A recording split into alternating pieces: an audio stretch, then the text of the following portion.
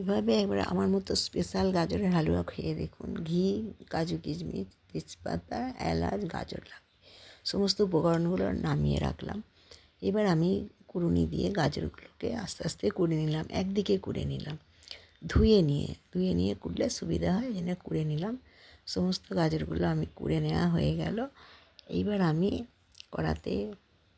গ্যাসে কড়াটা বসালাম, বসিয়ে গাজরটা দিলাম। গাজরটা ঘি দিয়ে একটুখানি ভালো করে ভেজে নিলাম।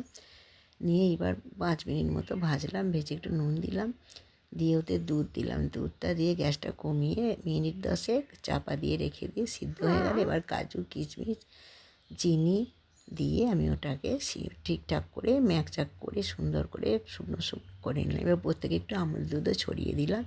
যেহেতু গুড়ের সিজন, ওই জন্য একটু খেজুরের গুঁড়ো ওপর থেকে দিয়ে দিলাম। খুব টেস্টি হয়েছিল, তাই শেয়ার করলাম। ভালো লাগলে আমার পাশে থাকবেন। নমস্কার।